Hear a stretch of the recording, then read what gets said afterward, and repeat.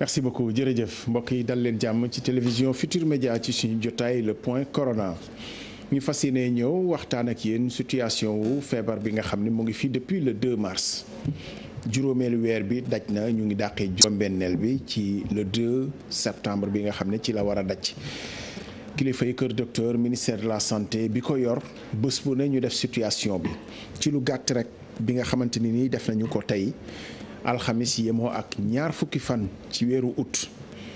ci junni nit ak juróomi téeméer ak fukk ak juróom-ñeent yu ñu testé 1519 personnes doomu jàngoro ji feeñ na ci fukki nit ak téeméer ak ñett 113 personnes bu dee taux positivité yi nga xam ne moom la ñuy faral di natt téeméeri nit yoo jël kon dañuy jàpp ni juróom-ñaar yi ak lu teg ñoo feeñ ci ñi nga xam ne nii natt nañu leen. amana li mu tey bi gën naa wàcc yeneen i bés waaye it ba léegi bari na ndax dafiy fekk li nga xamante ne nii moom moo fi nekkoon ci ñi nga xamante ni doomu jàngoro bi mu ngi ci ñoom te ñu leen di toppatoo boobu ba léegi mu toll ci ñeenti junniy nit ak ñaari téeméer ak ñeent fukk ak juróom-ñaar 4247 personnes ñu ngi tëdd hôpital wala doomu jàngoro ji nekk ci ñoom waa kër docteur di leen toppatoo kon lim bi bari na. ndax en temps normal sax Sénégal bu ñu nee ñaari junniy nit hospitalisé nañ bari na ndax lal yi bariwul fi ñu leen di toppatoowee xëy na bu baree it dina mujj tumuranke moo tax ñuy war a gën a bàyyi xel digle yi nga xam ne waa kër docteur ñu ngi koy wax depuis début feebar bi te xam ni ku nekk mën na ci muccal boppam bu la ci yàlla jàppalee muy moytu dajaloo yu bari yi moytu xew yeeg yenn duggante yi continuer it ci mesure barrières yi li nga xam ne ni moo ci gën a fës takk masque bu ñuy nekk ci mbooloo rawatina fu ñuy jegeyantoo ñu nag ci suñu jotaay bi ñuy gërëm suñu gan yi nga xam ne ñoo ñu wuyu si ñaar lañu te wax dëgg fa yàlla bu ñu nattee suñu diggante ku nekk ci ñoom dem na sax ci ñaari mètre bu ko jegee ba tax na bu ñu toogee ci jotaay mën nañoo wàccee suñuy masque loolu moo tax ñu def ko waaye baax na fu nit di dem takk maskam bokk na ci lu ñuy musal ak continuer di raxas loxo raxas ko ndox ak saabu sax moo gën a ti far yeneen yi nga xam ne nii ñu ngi ko ciy dégg yëpp te waa kër ñuy def analyse wax ni am na ci lu bari ci gel yi yoo xam ne nii wax dëgg fa yàlla sant na jaxate ndax la tax mu war a rey doomu jàngoro ji ci alcool nekku ci waaye loolu beneen jotaay la ñu am mbégte di fi dalal professeur Sylvain Landry Faye di professeur titulaire des universités ci université Cheikh Anta Diop faculté de lettres et sciences humaines département sociologie di socio-anthropologue professeur Sylvain Faye ñu ngi lay nuyu dalal jàmm. jërëjëf Abdoulaye Cissé maa ngi lay gërëm ci invitation bi di gërëm ñëpp ñu bokk plateau bi di leen nuyu di leen jox seen wàccuwaay. di nuyu aussi ñëpp nga xamante ni ñu ngi ñuy seetaan di ñu déglu à travers le monde à travers le Sénégal aussi. feggoog yow ci waxtaan wi Boubacar Ba ancien directeur OFEJBAN office pour l'emploi des jeunes de la banlieue waaye di médiateur social ndax rôle boobu moo tax ñu gën ko feewoo Boubacar Ba dalal jàmm. asalaamaaleykum Abdoulaye maa ngi nuyu auditeur TFM yi nuyu doomu Sénégal yëpp. ñi ñuy seetaan di nuyu aussi sama naataango le professeur Sylvain Faye di wax asalaamaaleykum fas yéene waxtaan ak yéen si di nga xam ne moom la réew mi tey. jërëjëf suñu gan yi Sylvain Faye jaaroon na fi ci ay jamono yàgg na yàlla dafa def pas mi da koo tënkoon bitim réew ci Canada liggéey ko fa yóbbu woon waaye it fa la ko paasee terewul am na jotaay yoo xam ne nii. contribuer na ci yokk xalaatam ci débat bi professeur Sylvain Faye dafa di Sénégal dañoo dem ba jëmmi jamono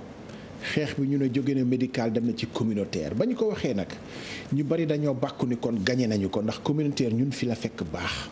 am nañu lu ne relais communautaire APDC bàjjanu gox travailleur santé communautaire te ñoo ñëpp buñ ci jàppee xajuñu ci li nga xam ne nii mooy feebar bi mais mel na ni ki léwato bi yàgg na ñoo ñëpp dugal nañ ci seen doole te ba léegi feebar bi delluwul ginnaaw day gën a yokk dinañ ci gën a xuus mais dëggantaan lan moo lal épidémie bu duggee cim réew ñu dem ba yaakaar ni glissement war naa am ñu jóge ci médical maanaam ci wàllu faj bi delloo xeex bi askan wi ne leen yéen a koy yoral seen bopp est-ce que loolu lu ñu mën a dégg la fii ci biir réew mi ci ni mu bindoo. waaw Abdoulaye maa ngi lay gërëm ci question bi parce que am na solo di rafetlu ñëpp ñi nga xamante ni ñuy liggéey ci xeexu coronavirus actuellement Sénégal di rafetlu jéego yëpp yi nga xamante ni ñu ngi ko ci jéem di ko ci def su ñuy wax épidémie samay naatangoo socio-anthropologue yi dañuy faral di ne épidémie processus social la maanaam du kese mbiru kër docteur parce que su fi nekkoon mbiru kër docteur kese su ñu amee garab wala wax ne masque yi ak gel yi lépp a ngi fi war nañ kaa mën a gaaw a daaneel. waaye dafa complexité bi li ko andi mooy société nit ñi ak seeni ay gëm-gëm seeni ay demin seeni ay melo seeni ay jikko ba tax na ñu jàpp ne social am na solo ci kaw loolu ñun ñëpp ñu kontaan déggoo ci ne engagement communautaire lu am solo la lan mooy engagement communautaire dinañ ci xuus ñëwaat ci waaye biñ ko waxee sur le principe ñun ñëpp ñu d'accord ci ñu rafetlu gouvernement Sénégal it nangu déglu ne communauté am na solo engagement communautaire waaye suñu taxawee seetlu tey ci gàttal mën naa ne dañoo proclamer engagement communautaire waaye ci jëfin wi jëfeewuñu engagement communautaire mobilisation sociale la ñu nekk di jëfe parce que concept yi dafa am différence maanaam ñoom ñaar ñëpp dañoo bokk ci li ñuy wax participation communautaire muy principe boo xamante ni moo lal santé publique santé communautaire depuis ay conférence de Alma Ata mais population yi ñoom dañoo war a contribuer léegi si effort de financement santé mais dañoo war a contribuer aussi ci responsabilité ci mbirum wér-gu-yaram kon loolu yàgg na waaye suñu gisee tey ni ñuy doxale ci gàttal. mais Sylvain loolu am nañu ci expérience parce que li nga wax yëpp moo fi nekkoon agent communautaire yi développement relais yi ba ci bàjjanu gox yi ci processus communautaire boobu la ñu bokk. lan moo tax kon bi ñu waree boor koo jëfandikoo nga ne glissement dafa am bàyyi nañu li waroon nekk engagement communautaire dem ci mobilisation sociale. waaw parce que comme ni ko waxee loolu yàgg na fii moom la ñuy wax approche développementaliste yàgg na approche la. Mobilisation sociale mooy nga jël nit ñoo xamante ne ay mobilisateurs sociaux lañu ñoo xamante ne amaana sax dëkkuñu ci quartier yi amaana kenn xamu leen bu baax ci quartier yi mais am nañu statut am nañu tur ñu jël leen pour ñu dem convaincre population yi pour que ñu accepter message bi nga xamante ne dañ ko définir en dehors d'elle loolu yàgg na fi te développementaliste yi seetlu nañu taxaw ne loolu am na fu mu baaxee waaye am na fu mu sooxe parce que ci wàllu épidémie ci expérience bi ñu am ak fi ñu jaar Guinée Conakry Sierra Leone Libéria RDC ay épidémie yu bëri engagement communautaire dañu dem ba méngale ko ak mobilisation sociale ñu ne suñu bëggee xeex bi communauté yi ñoo ko moom kon communauté yi ñoom ñoo war a jël xeex bi ci seen loxo waruñu leen tànnal di leen andil ay mobilisateurs sociaux yoo xamante ni ñoom ñooy nekk pour jox leen benn message kon li waral sooxe bi tey mooy maanaam ñi nga xamante ni ñoom ñoo proclamer théoriser engagement communautaire ba ñëpp nangu ko ci jëfin wi la ñu fote parce que ci jëfin wi dinaa ci ñëwaat sànq parce que ñun li ñu soxal du critique pour critiquer Sénégal ñun ñëpp ko bokk li nga xamante ni moo am tey ñun ñëpp am nañ ci part de responsabilité de sorte que suñu taxawee am seetlu c'est pour jëmale mbir yi kanam mais ci gàttal pour répondre à question bi nga ma posé li ko waral mooy damay def différence entre théoriser benn modèle wax ne engagement communautaire am na solo waaw naam ñëpp d'accord nañ ci principe bu engagement communautaire ñu proclamer ko co-construction écoute comme ni ko samay yenn naatangoo yi nga xam ñoom ñoo koy jëfee actuellement au Sénégal muy équipe bu professeur Cheikh Niang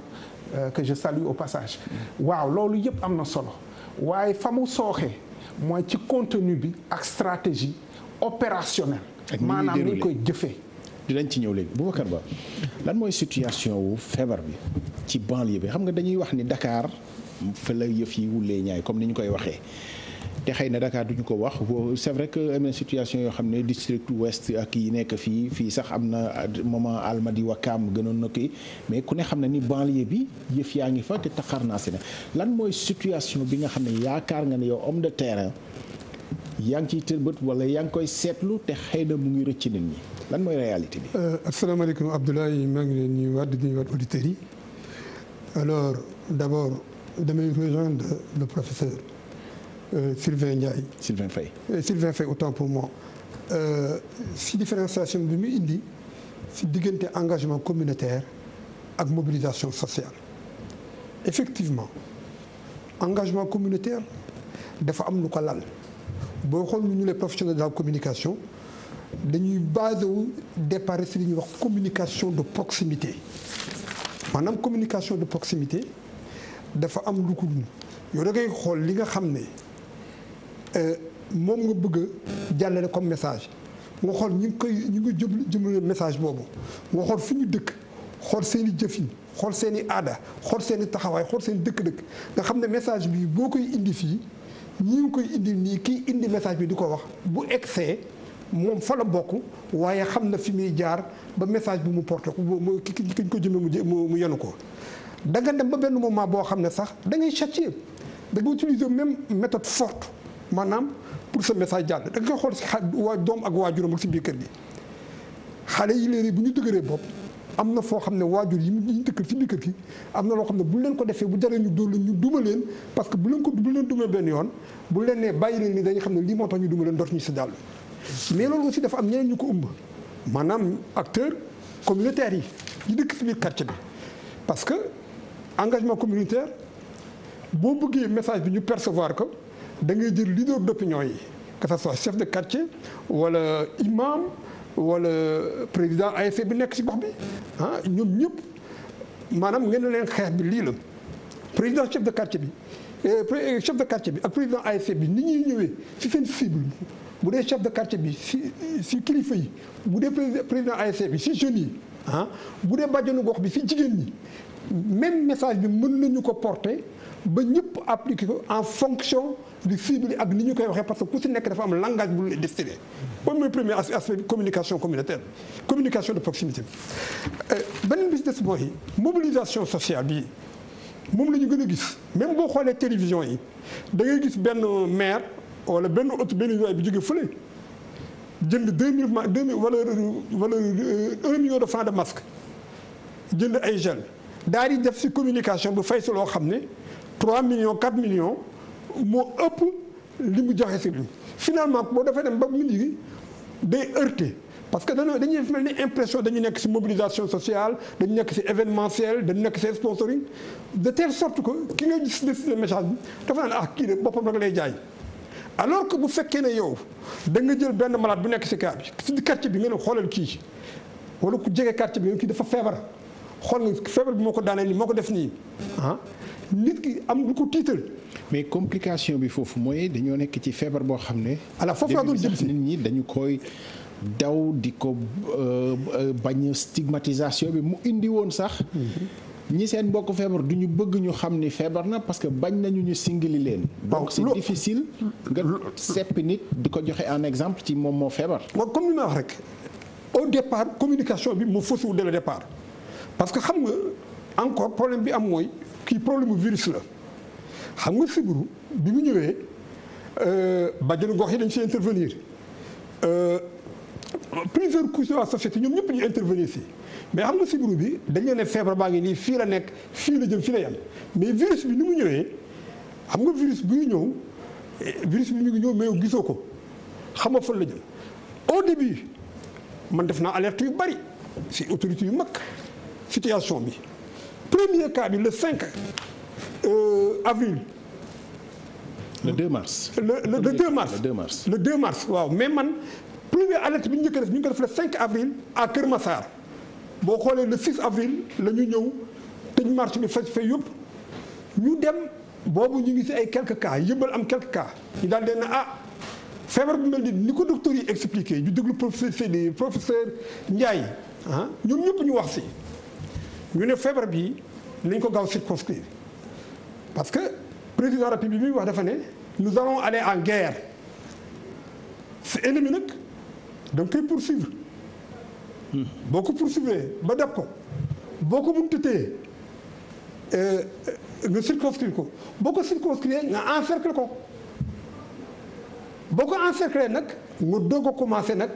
du ko dajji benn par benn bu ku nekk soldat yi ko wër bu ku nekk jaaree fi ki jaar fii comme dans le cas communautaire nga ñëw ñu ne la quartier bi kat ñii ñoo ko fi am fii am nañ ko fi am ñu circonscrire ko isolé ko wala nga ñëw dugg si mbedd mi koñ bi gis nit ñu toog si buntu kër ay maanaam ñu ñëpp jóge si buntu kër ñu toog si buntu kër jaamul fa ñu toog kenn takku si masque te loolu moo fi am actuellement si réew mi da ngay dem de génn léegi nga dem si benn atelier wala benn magasin da ngay fekk kenn takkul masque mais bu fekkee ne ñun population yi jël nañu suñu engagement communautaire ñu commencé suñu kër yi man su ma génnee sama buntu kër ku ma fekk nga toog fa takkoo masque ma la jóg boo fa jugul mooma police bu yàggee kenn dootul toog si buntu kër yi te takkoo masque d'abord problème comportemental la problème sociologique la vous savez la stratégie de communication communication de proximité ou comment dire encore engagement communautaire c'est une stratégie boo xam ne day obéir à un cadre psychosociologique cadre psychosociologique da ngay fekk benn sociologie si wax si quartier bi am na ñu ñëw yore benn démarche psychosociologique pour ñëw dem leen a dindi si loolu nekk gëmloo leen li nga xam ne kenn mooy seen njariñ ñoom foofu lañ toll tey banlieue bi nag. banlieue bi foofu lay ñëw situation bi au départ Yeumbeul 4 cas Kër Massar 2 cas après ñu ne la Pikine am na benn cas surtout quand tu prends le département de Pikine Yeumbeul Kër Massar Mbao mi nga xam ne actuellement si dëkk zone yi gën a am problème ci la bokk ñu ne la tey ñu ngi si presque 700 cas. te ñu xam ne banlieue bi Sénégal en miniature la banlieue bi boo fa ñëwee tey c'est pratiquement la banlieue de Pikine nous avons ce qu'on appelle banlieue proche boo ñëwee fii tey jii tey non avant Yoff sax c'est la banlieue marine parce que Grand Yoff Ñaari Tali Rebeuss Médina ça c'est la banlieue proche de Dakar nga jóge fa nga ñëw la grande banlieue Pikine ak Guédiawaye ak Parcelles Assainies nga xool tey jii tey mënatuñu lim ay kàttan limuñu dëkk yooyu mais dañu war a taxaw le professeur léegi wax Sylvain Faye mais ñu delluwaat si suñu xel dellusiwaat suñu attitude xool ko dëkk bi nu mu bindoo bu fekkee ne comme mairie bu nekk dëkk bu nekk commune bu nekk maire bi dafa taxaw maire bi d'abord en premier lieu parce que man. mais li ngay wax ni yëpp am na parce que maire yi. mais non Abdoulaye li ñu wax mobilisation sociale bi moo ëpp engagement communautaire sur le terrain. parce que mënoo jël benn maire. mu jënd valeur 3 millions de francs ay masques ak yooyu génn joxe ko nii télévision bi yëpp. ñoo war a ko deful aussi ñu ne ko. maire seetaan nga gars yi joxoo leen c'est bien mais li gën a am solo. mooy quartier bi nga dëkk comme am na ay benn maire yu koy def ñu xool ne zone bu si nekk am na benn équipe communautaire du polarisé parce que lu koy firnaal mooy nga génn si mbedd mi doo ñëwee gis kenn ku takk parce que port du masque bi on doit l'obliger même dans la rue pas uniquement dans certains lieux. bon foofu nañ fa taxaw parce que ministre de l'Intérieur nee na dans la rue bokkul espace public yi ak privé yi la ñu. mais dans la rue bi nit ñi allez-y. professeur Sylvain Faye xam nga. bi ñu glissé ba ne stratégie communautaire la ñuy dérouler à travers l'engagement communautaire def naa yi nga wax yépp moom la gars yi jéemoon a dérouler mais ban moment nga yaakaar ni glissé nañu ba.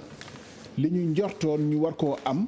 duñu ko am parce que yow jàpp nga ni nekkuñu ci engagement communautaire bi sur le terrain parce que bu ma déggee ci sa wax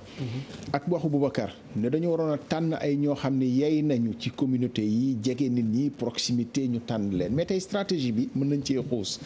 gis nga ko stratégie 10 000 volontaires yi nga xam ne jël nañu leen pour ñooñu di dem di wax ak nit ñi da nga yaakaar ne ñooñu légitime ñu pour mën a dox boobu pour yeggale message bi. waaw je pense que yaa ngi touché le point central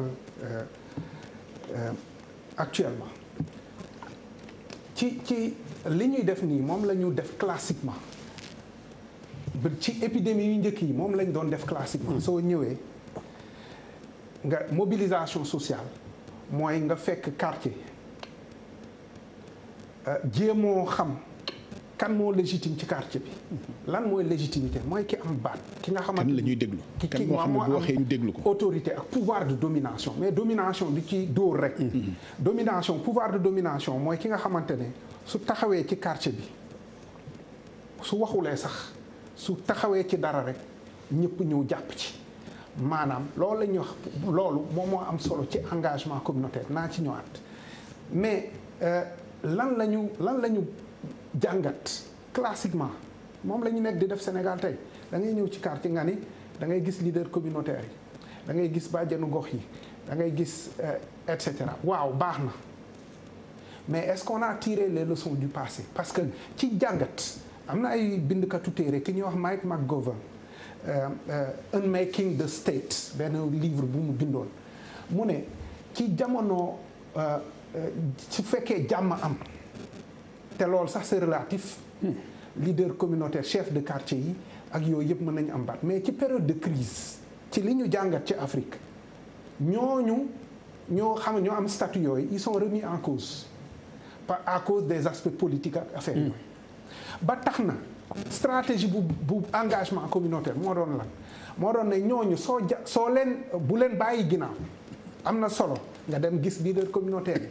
toutes les forces communautaires yi nga xamante ni ñoom ñoo nekk ci biir quartier yi waaye am na nit ñoo xamante ni amuñu benn statut du ñu chef de quartier du ñu président association des jeunes du ñu présidente groupement promotion féminine ay nit njaay lañu amuñu benn statut waaye ñoom ñoo ëpp légitimité chef de quartier bi donc dans l'approche li ñuy def tey te fan la faute c'est que dañoo reconduire les mêmes approches sous le nom de engagement communautaire mais dans la réalité defuñu engagement communautaire parce que engagement communautaire engagé communauté newul rek nga impliqué leader communautaire yi ma la wax nii mobilisateurs sociaux yi pour andi nit ñu gën a jël conscience wu maladie bi pour que ñu communiquer distribuer ay masques ak yeneen ak yeneen ak yeneen moom lañ def 1000 volontaires yi man étudiant sociologie yi ne ci biir man pour man seen rôle ak seen responsabilité du nekk ay mobilisateurs sociaux parce que dañuy substituer wu ci ñi nga xamante ni ñoo gën a am baat ci quartier yi sociologue yi li ñu waroon def anthropologue yi nekk ci riposte bi actuellement moo doon nga def cartographie des légitimités xam nga li gën a am solo nekkul nga ñëw taxaw ne Abdoulaye Cissé il est légitime yow yaa ko waxal sa bopp mais soo demee ci quartier est-ce que Abdoulaye Cissé est légitime lan mooy légitimité Abdoulaye Cissé mën na bañ a nekk porteur de statut mu nekk quelqu'un de charismatique maanaam maire bi nga xamante ne ci koñ bi ñun ñëpp suñ doon football suñu paree fa la ñuy dem ñaan ndox parce que jamono yooyu suñ kër amul woon ndox kooku noonu suñu yaay la su taxawee tey ci xeex bi wooñu ñun ñëpp ay ñëw parce que am na luñ ko rusé am na donc ci déclinaison bi foofu la ñu fauté. mais est-ce que ñooñu dañuy xaar ñu impliqué leen parce que aussi. mais fa laa bëggoon a ñëw Abdoulaye. ñooñu xaaruñu ñu impliqué leen. gis nga ñooñu. ñu ngi liggéey mais approche bi ñu jël actuellement. dañ leen substituer à des volontaires. ce qui fait que comme ni ko Mamadou Diaw benn spécial di waxee ne Sénégal tey sëmbaxloo la ñu ne. te sëmbaxloo boobu noonu moom la ñu jël. taafantal ko taf ci turu engagement communautaire mais du engagement communautaire. loolu la virus bi di bañ de sa mbaxloo beeg. waaw mais ci engagement communautaire bii ñuy def on a une démultiplication des acteurs alors que am na ay acteurs yoo xam ñoom xaaruñu moom la ñuy wax ñoom xaaruñu kenn woo leen parce que seeni mbir la loolay engagement communautaire. Abdoulaye xam nga lan mooy engagement communautaire mooy nga reconnaître ne que population yi am nañu capacité d'action. am nañu intelligence am nañu mën-mën te lan la ñu soxla am nañu capacité non pas seulement nga ñëw laaj leen lan mooy seen xalaat ci message yi waaye ñoom ci seen bopp ñu porter communication bi foofu mooy différence bi parce que tey li ñuy def c'est bien de tenter une approche mais modélisation bi ak opérationnalisation des na man je ne suis pas convaincu te de manière objective suñu xoolee tey depuis bi ñu ko mettre en œuvre on est dans une transmission communautaire boo xamante mu ngi law ça veut dire quoi de manière objective man je suis désolé mais quand on dit qu'il y a des effets positifs nañ na ko woon suñuy évaluer c'est sur la base d'indicateurs précis la ñuy évaluer pour dire que li ñuy def tey am na effet en revanche su fekkee ne sur le plan des chiffres et de la transmission communautaire ñu ngi ci situation boo xam ne Sénégal mosu ko depuis le début de l'épidémie on est en droit ñu arrêté wu poser wu des questions def benn analyse rationnelle et posée pour xam fan la te les 1000 volontaires on est dans une formation de cascade da ngay jël ay formateurs nga former leen nga ne ñooñu nañu former ci cluster bu nekk 100 volontaires yooyu nan lañ leen di désigner parce que man lépp lu may wax ci jàngat laa koy teg seen stratégie dama ko jàngat dama jot kayit bi jàngat ko nekkuma fi woon waaye 100 volontaires yi kan moo koy désigner ay responsables de quartier ñoo koy désigner mais loolu depuis 1992 Didier Fassin wane na Sénégal depuis Guédiawaye mu ne à chaque fois que ñu demandé ay chefs de quartier ñu tànn ay nit dañ koy politiser. ñi ñuy tànn du nekk ay nit ñoo xamante ne moom la nit ñi di gën a déglu. donc tey volontaires yi ñu am sur le terrain. naam ñenn ñi ils sont légitimes mais il y en a beaucoup qui ne sont pas légitimes en commençant par mes propres étudiants de sociologie qui sont dedans yoo xamante ne du seen rôle te boobu laa beneen affaire bi ci laa bëggoon ñëwaat les sciences sociales n'ont pas pour vocation d'être des communicateurs. communicateurs dafa am. je suis désolé. il ne faudrait pas que ñu may ma Abdoulaye tuuti rek am na solo. parce que nous sommes à un moment clé pour les sciences sociales au moment où Sénégal dem ba reconnaître importance aux sciences sociales. mais ni ñu koy jëfee nii on nous met en mal. pourquoi parce que ñun duñu ay communicateurs. xam nga ñun lan la ñu mën analyser aider par la recherche sociologique ki nga xamante ni moom mooy communiquer pour mu mën a concevoir ay messages pour mu mën a xam dynamique sociale yi pour mu mën a xam cartographie sociale dans les quartiers qui est légitime li ma lay wax ni c'est sur la base d'une expérience précise en Guinée ñun def nañ ko Guinée man maa ko dirigé woon avec INSERM et ONG Alima dañoo def cartographie def ay enquêtes population yi wax ñu qui est légitime et qui ne l'est pas et pour quelle raison ñu jël ordre de légitimité yooyu yëpp yu ñu wax ñu def un plaidoyer ak ñoom ne nit ñi kat nee nañu yéen soo leen woowee ci dara dinañ ñëw ñu ne waaw loolu de dañu sas te nangu nañ ko su boobaa ñu avancer dans la stratégie mën nañ ci ñëwaat ci kanam tuuti ci une situation d'urgence bi ñu nekkee ni nga xam ne yëf yi xaarul est-ce que am nañu temps wu def ñu dérouler stratégie boobu. nous sciences sociales am na capacité def ce qu'on appelle des rapid assessments maanaam te man dama koy def ñu ngi koy aujourd'hui Guinée am na nit ñu bëri ñoo xamante ne ñi bañ leen waxee ñu dem CTE pour ñu hospitaliser nanguwuñ ko ñu ngi def rapid assessment ça veut dire que au bout de une semaine 2 semaines mënoon nañu utiliser étudiants en sociologie yooyu ak sciences sociales ñu def une cartographie des vulnérabilités comme ni ko def mais aussi des légitimités dans les quartiers et à partir de ce moment ñu ne léegi xeex bi seen bosa yéen communauté changement de paradigme bi du seulement dire il faut co-construire un discours non parce que loolu c'est décliner un principe co-construire mais qu'est-ce que ça veut dire co-construire ça veut dire quoi ça veut dire nga ñëw fekk communauté yi ñu ngi def ay romb raxasu ñu ngi essayer seeni ay mbir nit ñoo xamante ne xaalis fekku leen ci kenn fayu leen ñu taxaw ci ñooñu ngay ñëw renforcer leen. da ngay yaakaar ne bu ñu yegsee ci stratégie Boubacar bu ñu yegsee ci stratégie ba finalement xaalis dugg ñu wax ni dugal nañ ci nangam ba ñi nga xam ne ay volontaires lañu dugg ci parce que am na lu ñu ciy jëlee est-ce que loolu luy yàq stratégie bi la wala lépp dafa war a aaju rek ci bëgg naa jàpp ci pour pousse mu dem kanam. waaw xam nga situation yu mel nii dafay bari ay position ak ay positionnement. ak i intérêt certainement ak i intérêt mooy li may wax position ak positionnement. parce que position yi d'abord li koy lal mooy résultat attendu par rapport ak situation réelle ak par rapport aux objectifs qu'on s'est fixés positionnement nag nit ki day fexe ni mu fësee ak lu mu am si li muy liggéey alors loolu daf ñuy ramener si lan sur les stratégies de communication parce que bu ñu waxee communication nit ñi souvent dañuy focaliser wu si presse ak jàll média mais ku xam communication xam ne que la communication elle est multidimensionnelle et pluridisciplinaire dem nañu ba un certain moment boo jëlee ku mel ne Jean Cohn wala nga jël Yves Nicolas qui était mes professeur agronome Elisabeth Zibadi dañuy naan carrément que communication technologie la léegi dafay obéir ak un ordre psychosociologique. maanaam loolu situation bi ñu toll situation gravité bi am na ñoo xam ne fës seen yitte la ci. non fës pour fës. fës maanaam fës pour préparer un gain dama la jox benn exemple aujourd'hui tey homme politique yi nekk Sénégal yëpp yi fi nekk yëpp tey bu ñuy xeex pour dem campagne électorale wala ñu bëgg a nekk candidat engagement ak proximité bi ñuy am population yi ak moyens yi ñuy dérouler en stratégie en matière financière en logistique tey objectivement tey Sénégal tey fi mu toll nii tey du ñu wax ne leader yëpp ñu génn mais ku si nekk sa stratégie bi nga am si local bi par exemple tey boo jëlee kaw élection locale tey ku si nekk bëgg a nekk maire wala nga nekk maire yow xam nga sa population yi dëkk yi nga nekkal fu ñu dëkk ku si nekk yitte bi nga bëgg a am si moom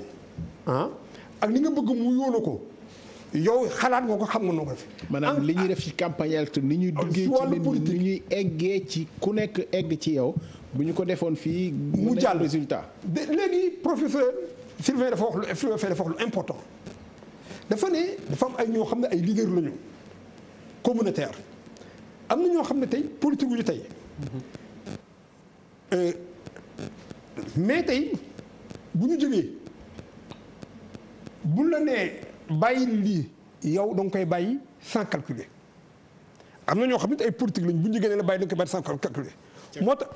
sa gox ba moo tax ñun à un moment donné xam nga ñi ma dégg ma wax si wàllu politique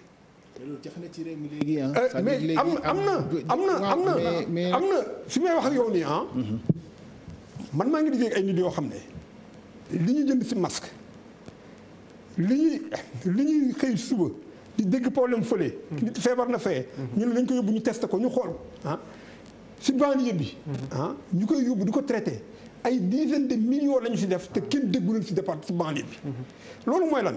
am na ñoo xam ne tey les actes bu ñu posé jël télévision caméra wëbb ko mais boo ko defee quartier bi nga dëkkal am na ñoo xam ne dañuy xëy war a bëgg jënd sunguf bu ñu dëkkee wala ñu bëgg a dem hôpital amuñu ticket bu ñu xam nga génn yooyu yëpp def ko kooku da lay mépriser donc feebar bi fi mu toll nii tey fi mu egsi nii tey Abdoulaye concrètement comme ni nga wax Sylvain wax ko mooy ñun gox sangam par exemple si Yëmbal wala si Pikine daagu daan Pikine quartier sangam déggoon nañ fa kaa dem nañu si poste de santé bi jox nañu situation bi nan la ñuy fexee ba cas bi ñu fi dégg ñu jël ko en charge ñi mu nekkal ñu jël leen en charge te du leen heurte du heurte kenn maanaam booy traquer maladie bi. mais Boubacar loolu jéem nañu ko amoon ci stratégie nationale bi xaaral. non stratégie nationale moo baaxul et xam nga li ma lay wax mooy mais damay wax ne bu maire bi jógee. chef de quartier yi jógee fi ñu dëkk. préfecture jóg sous-préfet wala sous-préfet préfecture jóg leaders sociaux yu jóg par exemple ñu mel ne bon boo demee Pikine am na fa ay nit yu bari ay boo demee ay nit yoo xam ne. maanaam am nañu baat daal am nañu baat sans citer parce que fii ko war a tudd keneen voilà sans citer am nañu baat. baat boobu ñu am ñi ngi def loo xam ne tey. daanaka Pikine am na gox yoo xam ne boo déggee bu tax ñu naan la benn Pikine benn cas ñu Kër Massar Mbao juróom benn cas ce qui est grave mooy depuis bi situation bi commencé aggravé ba léegi Mbao doo xëy te amul 3 cas wala 6 cas alors ban mesure stratégie d'isolement la état bi war a jël pour encercler Mbao pour encercler fu mel ne Wakaam maanaam ñu xool yenn disposition draconienne parce que dafa am mbir yoo xam ne si benn quartier lu mu métti maanaam nga confiner pas confiner totalement mais ay jël ay mesures yu métti def ko fa moo gën bu ko defee ñooñu nga circonscrire leen encerclement ak maladie bi mais da nga koy rey facilement. beneen bi si des mooy nga baal ma Abdoulaye xam naa ne moom ça c'est autre chose mais nañu delloo suñu bopp si yàlla.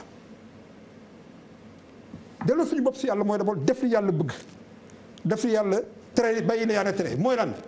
boo xoolee li ñuy tere yëpp médecins yi di ko tere yëpp maanaam set yem dugg si loo war a dugg loo def la war a def dugg bàyyi li sa yoon nekkut ah ba pare di ñaan di julli di ñaan. ñuy ñaan ñëpp a war a ñaan pour lii jóge fii mais loolu lu koy indi d'abord mooy ñu respectante maa ngi doon wax sànq si politique si homme politique yi ñu dagg ba dama ne que ça soit homme politique que ça soit footballeur yi. que ça soit waa musique bi parce que ñun dañuy seen war lu bëree bëri musiciens yi xëy na dañ leen topp bu baax mais bu ñu ku nekk li nga war a def boo ko defee si quartier bi nga dëkk zone bi nga dëkk tey état bi accompagner leen si mais aussi ñuy sévir parce que mënoo ñëw si koñ ñu wax indiqué na ñeenti koñ yoo xam ne kenn fu si nekk benn groupe jeune fa toog wala ay jigéen fa toog di waxtaan ñiy génn gis kenn takkul masque ñu bàyyi leen fa ñoom ñëpp dañu ñëw jël buum leen. man parfois dem naa ba ne am na ay jeunes yoo xam ne ñu dëgër bopp boo leen jàppee xam nga def da nga leen di yóbbu ba àllukaañ nga jël benn périmètre bàyyi loolu ko pendant 24 heures jël leen dugalal leen si oto indi leen bu ëllëgee parce que. tant que sama quartier ngi lay xaar. non ah oui. Sylvain. oui est-ce que du complication bi aussi parce que waxtaan nañ ko fii plusieurs fois finalement pour comprendre dina difficile. est-ce que complication bi du feebar bi daf mel ni dafay attaquer ñun li ñu doon parce que li muy tere feebar bi mooy bu leen dajaloo te ñun xam nga fii jokkalantoo bi xew yi ngénte yi xew yu na neexul yeeg yooyu yëpp moo fi nekk ba dem nañu ba la woon ni na parce que début ba doon nañu ragal sax yenn xew yi xewatul woon dëj yeeg yooyu amatul woon pratiquement. gisoon nañ fi sax nit dem bay tàggee ci rajo di joxe numéro téléphone ne njaal gi mun ngeen ko yóbbante ci numéro téléphone. mel ni que moment boobu assimilé woon nañu kon feebar bi mais loolu yëpp dafa mel ni tey wan ni na ndax bâche yi sax tàmbali waat na. parce que du feebar bi li muy attaqué li ñu doon moo tax mu jafee résoudre ci réew mi. pourtant soo jëlee yeneen épidémie Ebola et épidémie su amee. principe bi mooy lan rupture de la chaîne de transmission. parce que transmission de l'homme à homme la. kon épidémie yëpp day remettre quelque part en cause daf ñuy laaj ñu xoolaat ni ñuy dunde mais li nga wax am na solo c'est-à-dire que les populations am nañu intelligence nit ñi bañuñu loolu mais dafa am lu ñu ñaari mbiro ko lal benn bi c'est Sénégal amoon na chance ba épidémie bi commencé man ci li ma ci jàngat ñu am benn consensus national ñu am un engagement communautaire qui n'a pas été suscité par les politiques man foofu laa gisee woon engagement communautaire nit ñi ci seen coobare bopp ñoo ci seen coobare bopp nit ñi ne mbir mi suñu mbira foofu la ñu raté foofu la ñu waroon a jàngat dëgg mais ñaar li tax mu yàqu bu njëkk bi mooy gouvernance bi parce que population suñu amee engagement bu toll noonu à un moment pour des raisons qui ne sont pas des raisons épidémiologiques nga jël ay décisions en tant qu'État pour nga lever un ensemble de barrières les gens ont été découragés comme si l'État les abandonnait loolu jàngat boobu lañ ci am mais loolu su weesoo parce que weesu na ci fan nga taxaw ci moment wu li ñu tuddee assouplissement bind naa ci téere ci moment bi ñu tuddee assouplissement c'était un moment mal choisi pour assouplir mais Sylvain bu ñu ko mettre en perspective aussi bu ñu fàtte ni période boobu li ëppoon wala nit ñu bari dañu doon wax ni li leen teg ci metti na ci la xëy na c'est pas simple aussi pour l'autorité parce que gouvernance bi c'est depuis le début xam nga suñu njëkkewul woon coercition boobu du ñu am à un moment di ñëwaat bay def assouplissement parce que suñu jàppoon ne que communauté yi am nañu intelligence te liñ ñu doon woon ay signaux forts la ñu ne ñii kat suñ leen jàppalee renforcer leen dans les quartiers ñi nga xamante ni ñu ngi jël seeni ay moyens bopp xaar ñu kenn pour solidarité le principe de la solidarité qui est au cœur de l'engagement communautaire que ñu jël maintenant def mesure barrière def couvre-feu et cetera nit ñi tant bien que mal nangu ko mais assouplissement man bind naa ci téere ne dafa waroon a am mais moment symbolique bi ñu ko jëlee amaana nit ñi ñu ngi doon casse mais c'était moment wu njàkkare parce que jour bi Sénégal amee le plus grand nombre de cas depuis le début ci la ñu jël décision assouplir mesure bi maintenant passé loolu parce que man aussi prospective laay xool. li ci kanam. li ci kanam jël nañ ma assouplir nañu chef de l'État nee na responsabilisation des communautés ñu ne ko naam nangu nañ ko parce que ñun moom la ñu prôné depuis le début et pour aller vers la responsabilisation communautaire Sénégal amoon na ci biir ministère de la santé am na benn téere sur engagement communautaire. mais téere boobu soo xoolee li ñuy def tey jëfewuñ ko parce que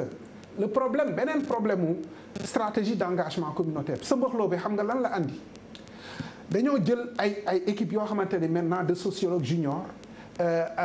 d'autres catégories mais au niveau des districts ñu ngi ci liñ ci jàngat y a beaucoup de problèmes parce que au niveau des districts normalement dañu waroon dellu si à l'orthodoxie xeexu épidémie su ñu ñëwee au niveau périphérique districts yi ñoo koy organiser districts yi ñoo koy organiser avec l'ensemble des structures communautaires yi am CPRS yi EMIS yi les équipes mobiles d'intervention yi nga xamante ne am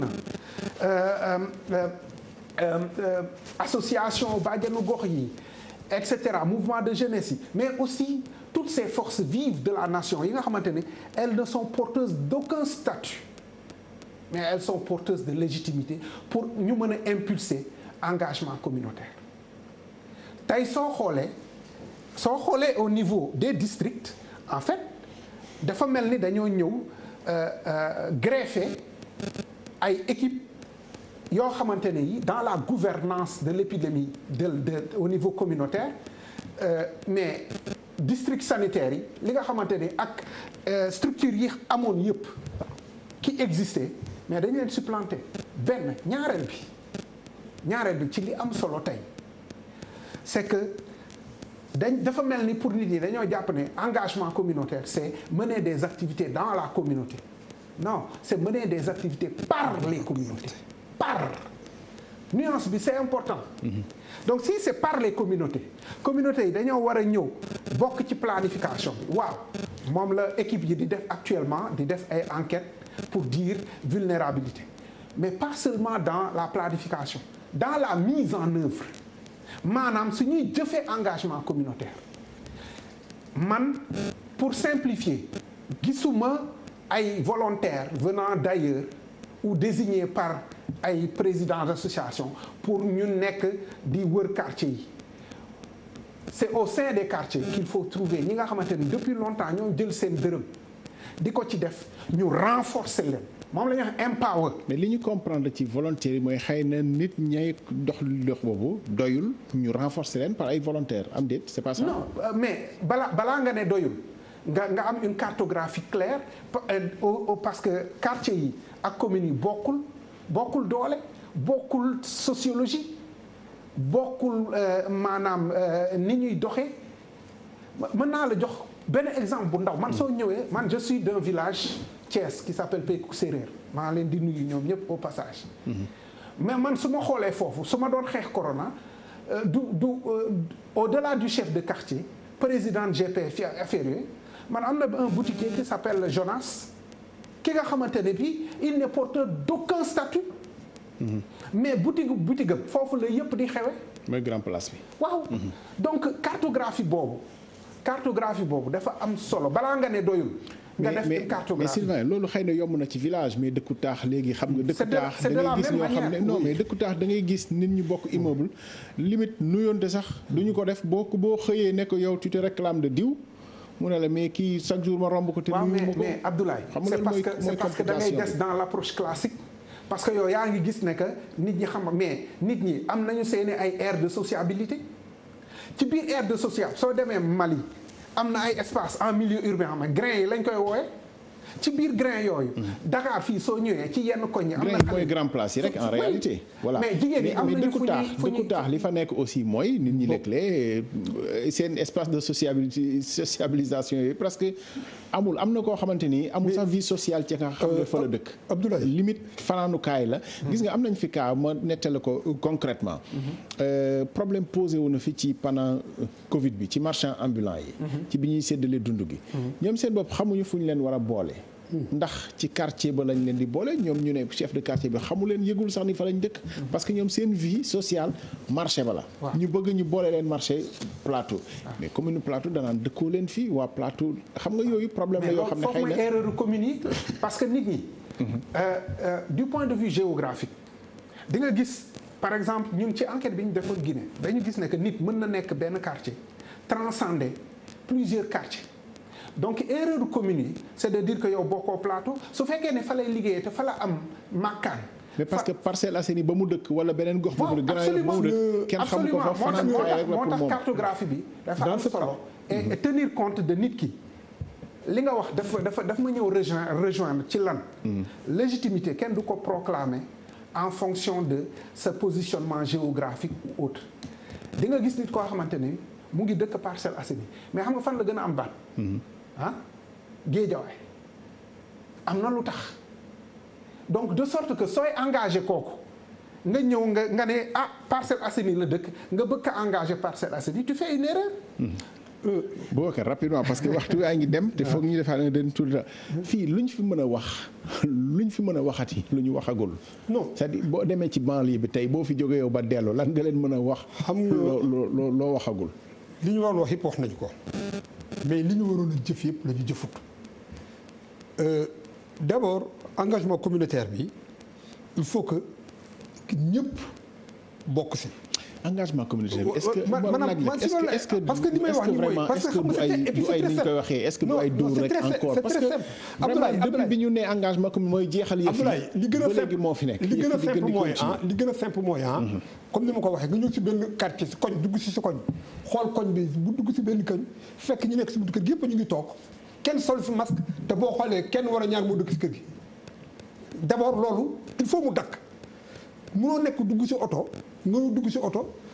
bi d'abord nit ñi fees tàncaloo wala nga dugg si sataar policier bi jub si receveur bi ne leen waaf fenn ngeen waaf moitié bi taxaw waaf yëpp kenn takkul masque. mais kon nit ñi dañoo dundul feebar bi. mais nit ñi seen bopp feebar bi moom kon na wuta dund war na am yeneen mesure yoo xam ne yu rigide war nañ ko jël teg ko si kaw ku nekk loolu neex sa biir kër nga def te encore def sa neex sa biir kër yaa ngi lor ay nit mais mbedd mi moom ak espace public yi. dañu war a jël ay mesures mais loolu ñu ko mën a jouer engagement communautaire ñu ko mën a jouer mooy communauté leader communautaire beneen bi si des mooy. am na foo waxee léegi tout à l'heure Sylvain ñëw si mooy maanaam relâchement. relâchement bi ñuy wax xaw ma relâchement la. assouplissement xaw ma nouvelle stratégie. parce que président assouplissement la wax. assouplissement mooy fexe ba nit ñi. woyofal rek waaw woyofal maanaam dundal feebar bi. maanaam te nga bàyyi si xel xool ni ngay def ba du la gaañ keneen mais bu ñu xoolee dafa am comme ni nga ko waxee léegi dafa am ay groupe de pression benn moment yoo xam ne ñoo taxaw fii ji rajo yeeg télévision yi nekk si mbedd mi di wax naan situation bi kenn dootul nangu nit ñi dinañ def état d'urgence. ñooñu tey aussi war nañu wax si ñoom fi ñu toll ñu si réew mi nii benn objectif rek moo war a am ñun ñëpp ñu àndandoo maanaam alerter foofu lay jeexale man. ñu alerter Sénégal alerter opinion bi. alerte autorité yi. merci Boubacar. Sylvain. En 30 secondes 1 minute lu ñu fi mën a wax lu ñu fi mën a waxati lu ñu waxagul man comprendre naa ni engagement communautaire bi li fi mu sooxee mooy liñ ci boole pëccëxoo ak mobilisation sociale comme ni nga ko waxee mais lu ñu fi mën a wax lu ñu waxagul pour que finalement ñu daan yëf yi. waaw pour aller de l'avant. loolu leer na ñëpp épidémie mënoo ko daan. su fekkee ne que engagement communautaire amoo ko. mais engagement communautaire du finalité. engagement communautaire moyen la. pour arriver à rompre la chaîne de transmission je pense que loolu lañ fi waxagul. engagement communautaire du finalité. parce que soo xoolee dañ ko bëgg a def finalité jeexital du jeexital gi mooy lan chaîne de transmission bi jeex moyen la mooy jaar-jaar la suñu jàppee ne jaar-jaar la te ñu delloo population yi responsabilité